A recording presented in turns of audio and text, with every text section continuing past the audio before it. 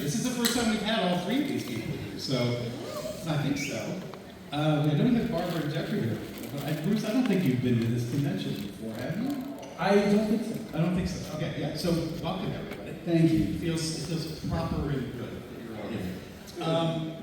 The thing that I remember that sort of separated this film, in many ways, separated this film from a lot of the other horror of the time, was that it was almost immediately accepted by critics and fans, which is they don't frequently line up like that, especially in horror. And it played well at Cannes, when it actually premiered at Cannes, if you can believe it. And I remember talking to Stuart about it years ago and saying that the people that his theater company that he thought he was going to be working with and putting this together thought he was going to be making an art house film, but he wanted to make a horror film, and it turned out he might have actually done both. And I'm just wondering, what do you remember that? Because usually like a cult film has to wait several, a while before it really becomes apparent that it's a hit. But this did not, I don't think. I think this was maybe not a financial hit, but certainly a hit with viewers, both critically and otherwise. What do you remember sort of about that part of the release of this film? Yeah, one thing I want to say about that, it premiered at Cannes, but it didn't really officially premiere. What happened was, it was at the market, so they took it to Cannes to try to sell it, and Ryan Usna, who's the producer of the movie, somehow finagled an invitation to Roger Ebert, which you guys probably know, to come to the market screening. And they thought if they could just get him there, if he liked the movie, that would help them sell the film. Well, he came to the market screening, and it was only 30 people or whatever. He was there, and he immediately wrote about it. And after that was kind of a really great launching pad for the film. Then you say, it was a critical hit, and the fans liked it. But let me tell you, after the movie came out, I went to my agent and I went, oh, this is it, I've arrived, oh my God, my career is going up, I finally made it. And my agent said, I don't know, it's kind of a schlocky horror film. and also some of the casting directors were like, yeah, she was in Re-Animator, I don't know about that. So I actually think even though the fans really liked it immediately, and we had people like Roger Ebert and Pauline Kael and others, who said that they loved the movie, I think it really took a few years for the consensus to catch on that it really was going to become a cult classic. Yeah. I don't remember it the way you remember it. I have a file at home of reviews, okay? And they were definitely mixed. But the ones that mattered, those were the people that really mattered. Yeah, that's right. Pauline Kael put it on her top 10. Roger Ebert really liked it. Gene Siskel gave it a thumbs down. However, of course 6 months later, they had another episode of their show where movies you may have missed in the theater but are on VHS, and they both gave it a thumbs up. So I can't figure that one out. But no, I have reviews that are glowing, and then this is the bloodiest, schlockiest thing. Avoid it if you can. Usually from small town Americana markets. But I don't know why I was collecting reviews. I really don't, because I Highlight your name. So it was a mixed bag, but it kind of just kept growing. It just kept growing, and more people saw it with all the different VHS and DVD. It just, to this day, young people are coming up to me. I watched it last night, and I loved it, which is a great sign is. So it is. It's a fluorescent evergreen. Can you each give me a sense of where you were in your acting careers when this just before this was offered to you, or before you auditioned for it? We were all in LA. That's where we were. I was the seasoned veteran of the group. I'd done a movie for Nick Castle. Well, no, it was after that. The Starfighter was after that. The movie's called Tag, the assassination game. It was his first film and my first film. And then I did a miniseries called The Blue and the Gray. And so, I came kind of prepared for what's required of you on a film set in terms of like knowledge of that. But, I didn't ever notice that either one of them were like kind of felt lost. They always seemed, they both, Jeff and Barbara, seemed to be super comfortable in that medium and not awkward. I mean, Jeff was weird. He's still weird.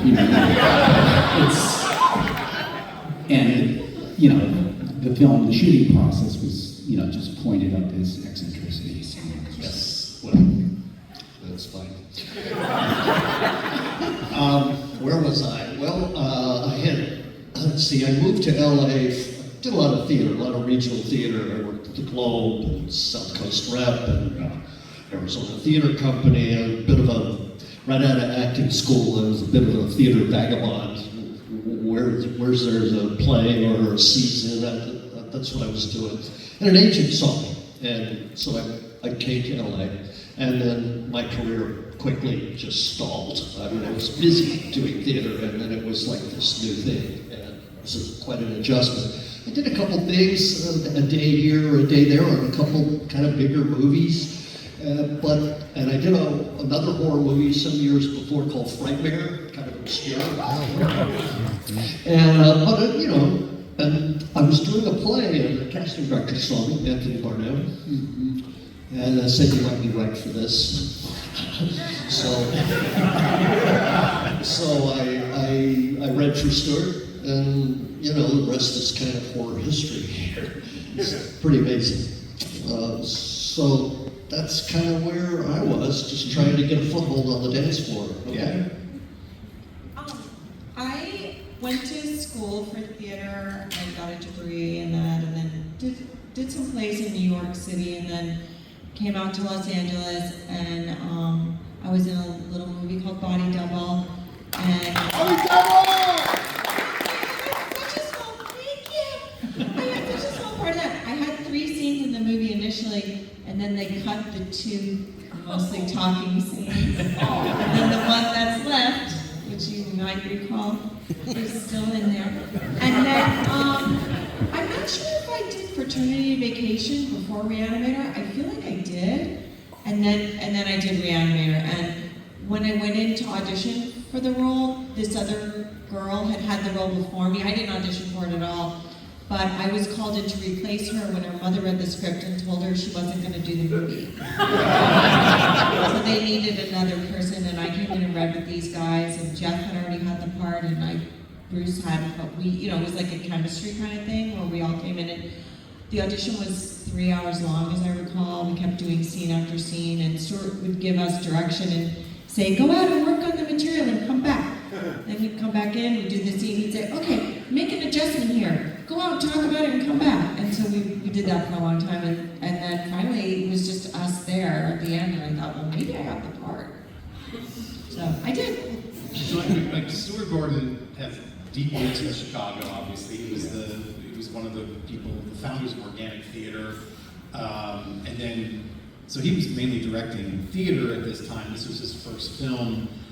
And I'm wondering, did the fact that he came out of theater kind of appeal to you? Because I think you guys had at least a little time to actually rehearse, which was probably unheard of. That was his insistence. Yeah, that's what I'm saying. That's a theater person. That's a theater thing. Well, hey, it should be a movie thing. Yeah, for sure. Because, a lot of, I think movies would be better if people had fucking time to rehearse. Instead of block, just you move there and you move there, and let's shoot, we're behind, So we had like three weeks of meeting every day, every other day for 4 or 5 hours and running each one of these scenes. So the shooting schedule for this movie was 18 days, but we were ready. So when a scene came along, we went, oh, we've done this. Okay, got it. Let's go. Yeah, but we shot in 18 days, but we went over every single day to overtime. Sometimes 3 hours, 4 hours. By the last day, I think it was a really long day because it was right before Christmas Eve that we finished. And I've said this before, I made more money in overtime in the movie than I got in my regular salary. Because Stuart wouldn't stop. I mean, 18 days was not enough for him. He just wanted to keep going. I don't think that I felt like, oh, I really want to work with this theater director who's doing a movie. We were so young, I didn't know. I was happy to have a job, and it was a good role, and I thought the script was fun and funny, but I didn't think, anything other than I was so grateful to be there. And, I think because we all had a theater background, we did have a good shorthand with one another, and we didn't bat an eye when he said, we want to rehearse, I want to rehearse, and we said, yeah, we want to rehearse too, man, let's do that. So I think that did help the quality of the film, and our acting scenes really come together in ways that maybe other movies don't have the opportunity for them to do so. I agree with Barbara that this movie is really getting some buzz. This is really gonna jumpstart us. Not so much. It was just a disappointment, but it was kind of actually sort of dichotomy. It's like, wait a minute, people are so enthusiastic about this movie, but it's not translating into, hey, you have an offer from Warner Brothers or from 20th Century, or it just didn't happen for any of us. But at that time, it was a growing realization of how amazing you are. Over time. That's it. Well, I used to go in for auditions with casting directors, women, and they'd go, oh, you're in that, huh? Yeah.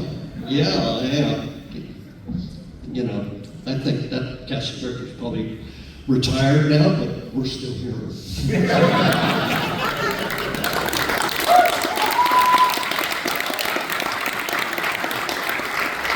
I think it's because Re-Animator was ahead of its time.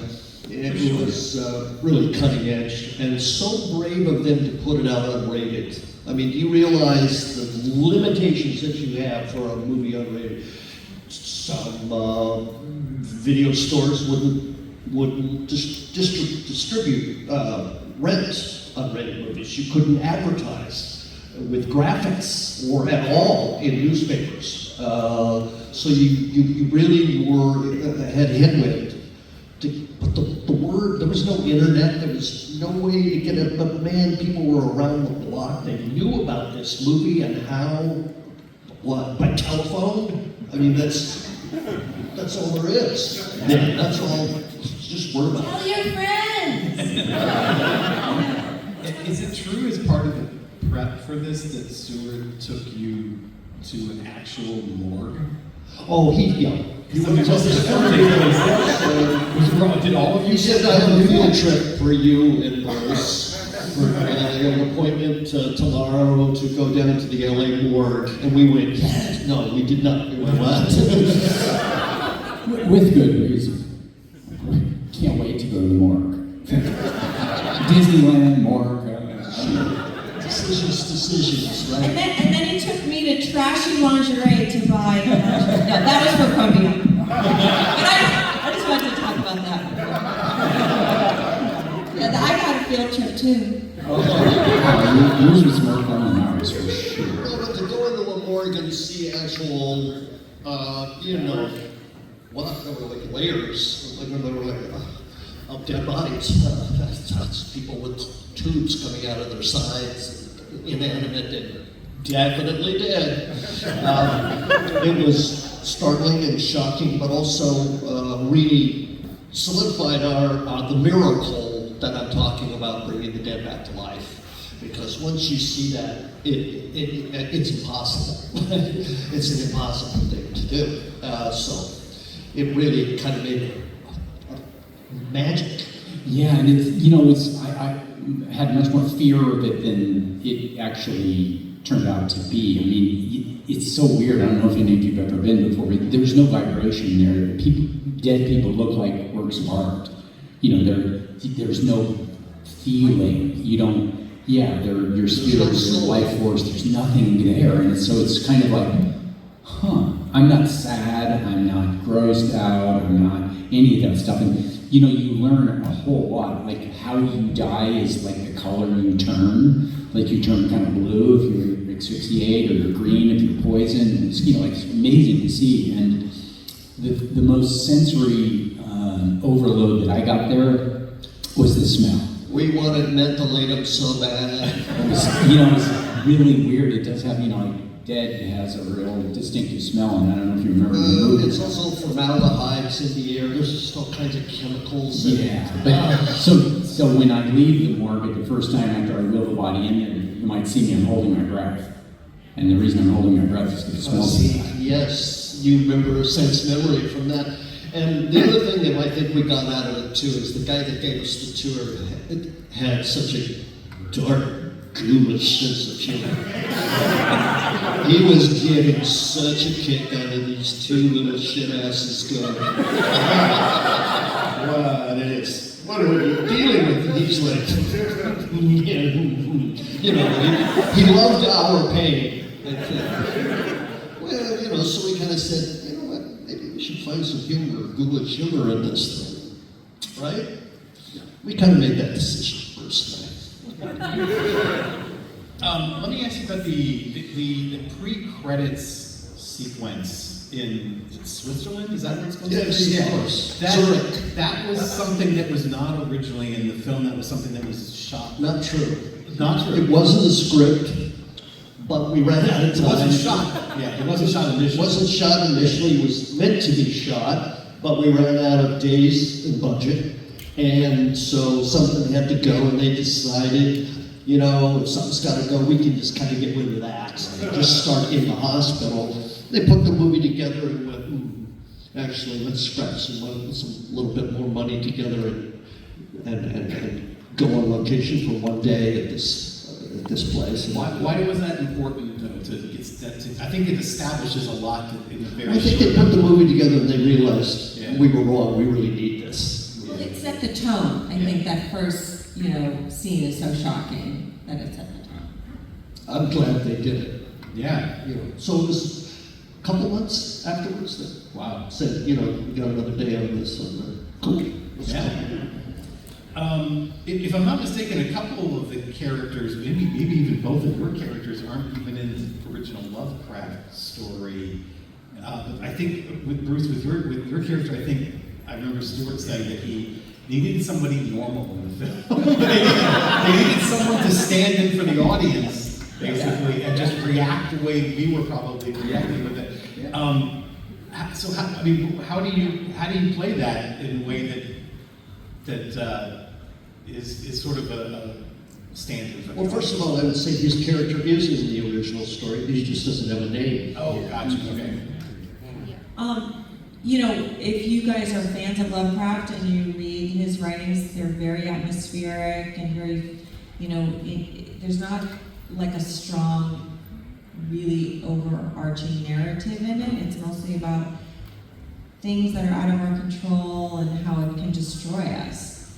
And you just get deeper and deeper into this feeling, and he was also big on tone. And so I really feel like Dennis Paoli and Stuart wanted to create a narrative around these kinds of stories that had, you know, so much fullness in them about how you feel, but not in exactly what happened. So they sort of needed to invent certain characters, and certainly over the course of a few movies invented me, because Lovecraft didn't really, famously, he didn't write a lot of women. Although, you know, he was raised by his mom and his aunts, and he was a very, you know, he loved women, but I don't know, I guess, was it a man's world? He just didn't write about a lot of women, and certainly, you know, we just, this whole story between us was an invention, you know. And I also think, you know, Bruce's character is part of the audience, but I also think my character is the audience too. Like, I'm the one that's going, what the fuck is happening? And then he's going along with it, and he's pulling him, and I'm like, really? Does nobody get that this guy is crazy? No. Well, it's funny, you're the audience members that think he's crazy, and you're the audience members that think, this is amazing, like, this is so cool, what he's accomplished, what he's accomplished. Well, for in a him to way, issue that to- I know that Dan Kane is other than me, the smartest person in our class. And so what better person to involve in the work that I'm definitely going to continue with or without someone than the other really gifted potential doctor in my class. So he was the perfect person to choose. This woman over here is just an annoyance. I mean, I don't mean that. I'm talking like her, not Jeff. But that is a great dynamic, okay? Guys, I basically intellectually seduced him to pursue something incredible, and it takes his focus away from where it was. And that's a great dynamic to play. For you to play this frustration of like, things aren't the same. What's this guy doing? And, well, in acting, they talk about obstacles, so I was your obstacle. Yes, To exactly. get to Dan, you had to go through. And I was your obstacle. I was taking him away That's from him. right. Yeah. A Re-Animator is without a doubt a love triangle story. Like, there's no getting around that. It becomes that eventually. I don't know if it's a love triangle. It is a love struggle for sure. Because all of a sudden there's this other preoccupation that has tempted him to turn his focus to something else. Yeah, I think he, talking about tempted, yeah, he is tempted because it's so intriguing. The cat thing is, like incredibly enticing. You go like, oh yeah, I can see that. But what happens is that it goes so bad, so fast, that what's he gonna do? Turn around, fix it? He is committed now. Like, there's no turning back from this. He's also destroyed, like when Halsey is killed, and this is just chaos. He's in shock, and I'm going, I got the recording, we're good. It's got to have been emotionally assaultive to you, like it's just shock. Yeah. You are the everyman. You're the person that everyone says, yeah, that would be me. That's how I would. It was just so well constructed. Stuart is a great storyteller. He knows narrative. None of these people can sort of exist without each other and have a very good movie, right? If we don't sort of interact the way we do, he can't be who he is, and I can't have the loss that I do, and there's no heart. You don't care. If this is nothing, if she's not everything to him, this movie doesn't matter. It doesn't have the heart that I know Stuart wanted in it. That's why I'm pretty sure he cast. And it's probably mine. Halsey is just so destroyed in this movie. I mean, he's ruined. Like, he's not coming back. He's undead, but down in there, right near the movie, he actually turns on Hill because of his love for his daughter. Actually comes through. It actually comes through. And he changes and does something to save his daughter. I think he's just great narrative moves. I'd be remiss if we didn't talk a little bit about David Gale and just how his look and his performance are classic. I mean, they are right out of a Hammer film. He's his own generation's Boris Karloff. Like, The word I would use is arch. Yes. He's very arch and statuesque, and his demeanor. It's really a wonderful actor, and he was great to work with. And such a kind, sweet, unassuming man, and patient. God, he had to be patient. A lot of the time, he's in a pan. If you haven't watched the making of documentary on the Re-Animator Blu-ray, Blu-ray, it is, half of it is just about all the different, I think there were like 8 different ways they had made him a headless person, or just a head in something, and I was like, I couldn't do that. Like, I couldn't last that long. He's amazing. Well, you know, it's over time. Yeah. It's Also, I just think it's, I don't know what I was going to say. I just think it's really, he does a wonderful performance in this movie. Yeah. And the funny thing is, like, after that movie, Stewart wanted to have him in From Beyond somehow, and whoever was giving us the money said, no, we don't really want him, because he had an interesting look, and they weren't sure that they wanted to continue, you know, working with him, and I just think that was such a mistake. But Brian Musa talks about that, how they didn't really want him. You mean it would have been David Gale as Pretorius? Probably. That's the only place you could put him. I think that's, I'll ask Brian, but I think that's right. That's strange.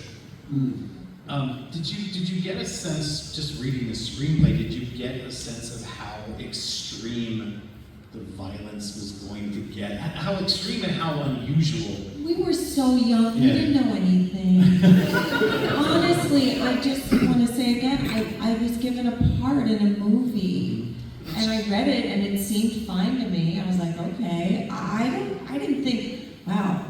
I didn't analyze it. You know, I wasn't, my brain at that age wasn't like, oh, I'm going to analyze this and see what this is, you know. It didn't come to me. I was just so happy to have a part. Well, I did. You did. I can More tell you, mature than me. tell you for a fact, I threw the script across the room. I said, this is the most disgusting, out of bounds piece of shit I ever read. I was a piece of shit. I thought it was absolutely so far out of bounds. I said to myself, I wrote about this. Yeah, I said, I'm pretty sure I'm never going to I work know you again did. if I do this. And I didn't want to do it. But tell them why you did it.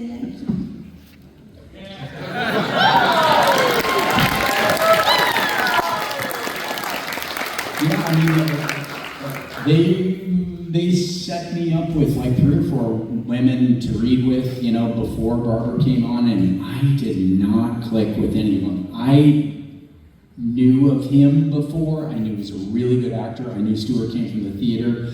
All that stuff appealed to me, but I just felt like I was trying so hard to craft a career, and this was not it. This was like, oh shit, I'm gonna be in trouble. I just felt like you did something wrong, right?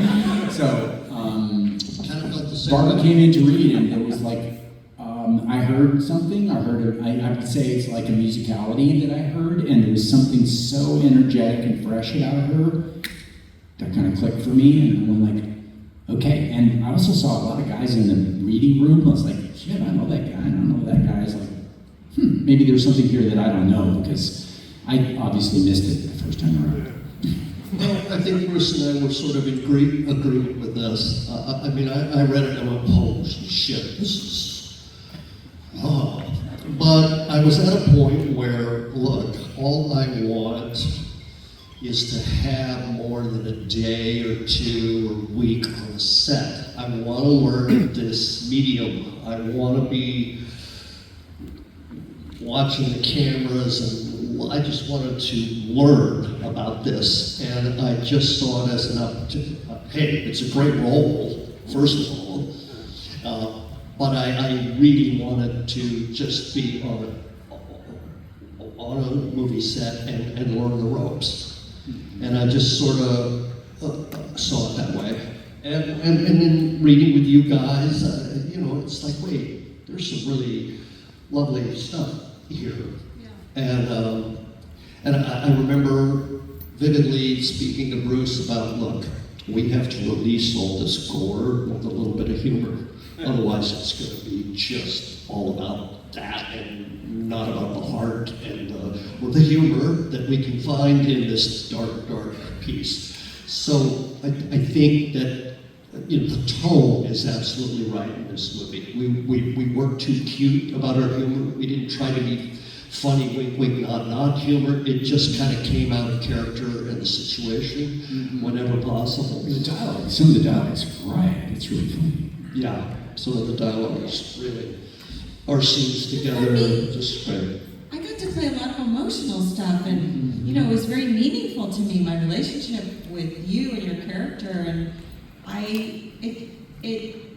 it just meant something to me because the scenes were pretty meaty in a way, you know, emotionally, and so I was attracted to that as well. Do you remember, Stuart, when you were doing that scene of where, right before your father comes in and talks to you, where we're just kind of saying goodbye, but saying hello again, you know, like... That's my favorite scene in the movie with you and I. Yeah, I remember him going like, because he felt, you know, like there was a lot going on here. There was a lot of pain and a lot of, you know, like wishing somebody well, despite the fact you were just probably never going to be together, and you desperately want to be together, and that terrible sort of conflict. And I remember him stepping back and kind of going, you guys, I mean, you're really living in this. This is like, are you okay? Do you remember that?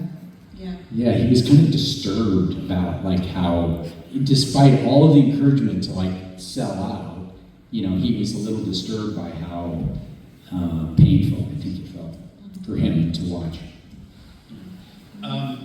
Stewart always admitted that he was afraid his lack of experience as a film director was going to somehow hinder the project. But I want to ask you, what... I don't know if he ever admitted that I to don't any know. of us. I saw a lot of arguments, discussions, let's say, debates maybe, between the DP, the great Mac Alberg, who is an unsung hero, maybe not so unsung for Re-Animator. That's what I Where was did you asking. get that, Steve? Where did you From get that? talking to him, actually. Yeah. Well, maybe he would admit it later. Yeah, that's what I mean. Maybe not at the time, Yeah. yeah, for sure. But later he did admit that he was a little... But I was going to ask you about the importance of Mac Alberg to this, because... Well, Stewart would say, you know, I want to put the camera here. You know, we do a portion of it. We do one angle, and then Stewart would go, I want to put the camera here, get that. And Stewart, Mac would say, you can't do that. And Stewart would go, yeah, I can. I'm the director. I can. That'll work. And Stewart said, no, you're crossing the line. No, Maxon. I mean, Mac would say, you're crossing the line. And Stewart would go, what are you talking about? No, I'm not. Stewart added a little hate. And finally, Stewart would, he'd learned. He was learning, but he was kind of resistant to experience a little bit. I mean, they got there, but they kind of had a little back and forth a number of times. The story, I don't remember who tells the story, but the story I heard was that at one point that Max said, well, it might look good from where you're standing, but over behind you, you should look through the camera lens because it looks like shit over here. Mac was the first one that told me, I was standing by the camera, it was in the basement scene, and he was looking through the lens, and I'm just kind of high on, just kind of osmosis trying to, you know, what's this guy doing? And he pulled his eye away and he said, you know, I think this movie might be pretty good.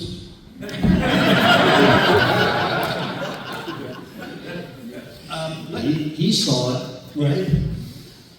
Let me ask you about that cat attack sequence when you've got a cat strapped to your back. That is that's like a Looney Tunes cartoon. Tell me about, because that to me is the perfect blend of like this horrifying thing mixed with comedy, and it's very funny, I think. Tell me about just shooting that, and it's a really physical scene. It's called the cat scene. Yeah. And there is no cat. Yeah. There's no cat. It is light swinging, cat screeching, and two actors being really, really specific about where they see the cat, think the cat is. There's no cat. So it is complete cinema, illusion of cinema. It's so powerful because everyone calls it the cat scene. And it's all make-believe. It's all suggested illusion. And to me, that's the height of film, right there. Yeah. So. It took him a few times to like hit me in the scene with the cat. You know, like he jumps on my back, but like, those are moving around so much. Like, you missed. He's like, the cat's supposed to jump on my back. He's like, we were just dancing all over the place. You know, that lamp swinging, that was Mac's idea. He goes, oh, you know, every time we line up, he goes, oh, someone swing that thing right now. Every scene, you know, it's kind of swinging shadow through the frame, and it creates a kind of chaos and beauty. Actually, it's quite beautiful. It's a great Hitchcock moment. It was It actually, is. Hitchcockian, yeah. Yeah. I also want to ask about, because rewatching the film recently, that final scene where all the bodies get up and just, it's chaos, but it's also just, it's just a swarm of naked people. And I'm wondering I don't know how much time it took to shoot that, but that must have been the weirdest thing you've ever shot, just having all these naked people running around in this really extreme Classic Stuart Gordon, right? Yeah. Oh, I want them all naked. Get extras that don't mind not having clothes on. And I also heard the story, and Mac told a story about trying to avoid showing certain body parts in that sequence. Failing a lot, yeah. And having to go back and help. Just back to Stuart wanting to, have shocking moments. But it's also realistic. They're dead people. You need to be dressed. You did that total naked production of Peter Pan. Well, yeah, I mean, University of Wisconsin is, I think, his doctorate in directing program. They said you have to direct a play, and he said, "Oh, I'm going to do Peter Pan." And they went, "Oh, that's lovely. Okay, Peter Pan." And no one ever came to rehearsal, and then opening night, the whole faculty are watching Peter Pan, and Stuart said it in the '60s, and it was like blacklight, and Emigata DeVito was playing, and all the Lost Boys were naked children, and he got kicked out of. Yes. Stuart. Yeah. So, Jeffrey, what is it? Again, watching it just a few days ago, I in my head I always remembered that I was never quite sure what happened to Hill when Stuart West when he at the end of the film. Like, where does he just sort of disappears in a cloud of light, and that's what I mean. Like, what did you think had happened to him at that moment? Ambiguous, I guess. Yeah. He definitely thought he was going to die. He Right. throws his notes and he's gone. So I Was guess it in the original script? My notes? yes, My notes? my notes. Yes, that was a line in the script. Yeah, I mean, that's what's important to Herbert. Okay, I may die, but here, keep the work going. Right. Bruce, I think one of my favorite scenes with you is the very end when you basically snap. The you dying, he snaps and just becomes the new Re-Animator. But there is a palpable shift in you in that moment. Do you remember the emotional requirement of you in that moment? Well, yeah, it's also, I'm going to say it, what were we up for, 21 hours, 22 hours, and, if you're not raw before, you are then, and at least emotionally so, and, You're kind of broken down and you're kind of shit, honestly, that scene just seemed so easy and so logical, and so, what else is he going to do? What is his choice here? He just sort of walk away from this, but it just seemed like it was just so obvious that that, like you said, he does. You just get to watch him break. Bruce, it's not needed there because you see in your eyes that decision. Yeah. But then the music is there. There's a note, a tone that goes right in tandem with your thought, and the audience goes, "We know what he's doing now." And also that blackout where he's over her with love and just injecting her, and the whole thing irises down to just the fluorescent going away. Whoever thought of that? And then the scream in the dark. Oh my God.